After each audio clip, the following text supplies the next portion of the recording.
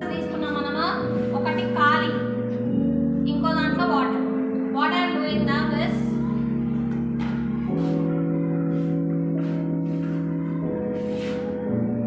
ఖాళీ దాంట్లో నేను కాఫీ బౌల్ వేసుకుంటున్నాను.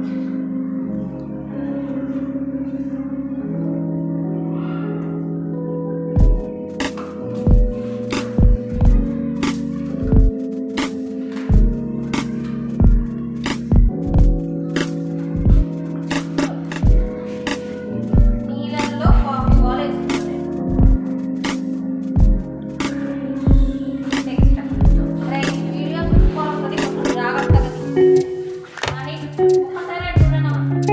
ఆ గ్లాస్ చూడండి, లోపల చూడండి.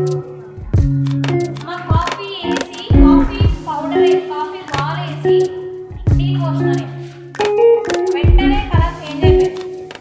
కింద బ్రౌన్ కలర్, పైన మొత్తం కూడా ఎల్లోయిష్ కలర్ వచ్చేసింది కదా. కానీ ఇది చూడండి, this is taking the actual diffusion time. Coffee already నీళ్ళు ఉన్నాయి, నీళ్ళలో కాఫీ బాల్ వేసినాం మనం, అవునా.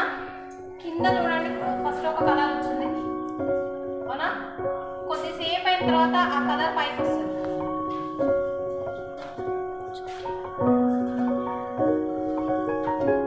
నీకు ఒక డిఫ్యూజన్ కనిపిస్తుందా? కింద నుంచి పైకి ఇట్లా వచ్చేది కనిపిస్తుంది. మీ అందరికి కనిపిస్తుందా? కింద నుంచి పైకి ఆ బాల్ నుంచి ఆ సొల్యూట్ పైకి వచ్చేది తెలుస్తుందా నాన్న? లేదు అంటే కొంచెం ముందుకు రండి. కలర్ ఇట్లా పైకి వచ్చేది కనిపిస్తుందా?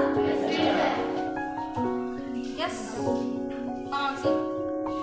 ఇందులో కూడా వస్తుంది, ఇందులో కూడా వస్తుంది. But it is taking lot of time.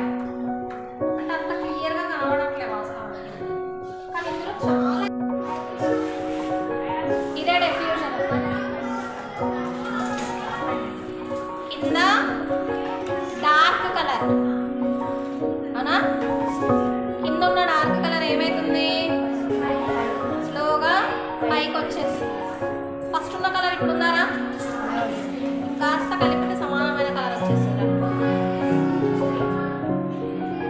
ఇదే టీవీలలో యాడ్లలో మస్తు చూపిస్తారు కదా, కాఫీ చేసేది. ఇంకోటి ప్రాసెస్ అంతా ఇదే రా, డిఫ్యూజనే. ఓ పెద్ద అనుకుంటారు, మీరు కూడా చేయవచ్చు.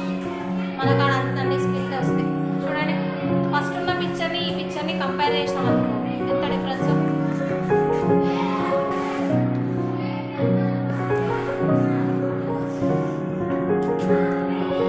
కింద హై కాన్సన్ట్రేషన్, పైన లో కాన్సన్ట్రేషన్. మనం కొంచెం మూమెంట్ ఇస్తే ఏమైతుంది? కాఫీ కింద పడుతుంది. కానీ బ్యాలెన్స్ అవ్వడానికి ఈక్వెట్ అవుతుంది.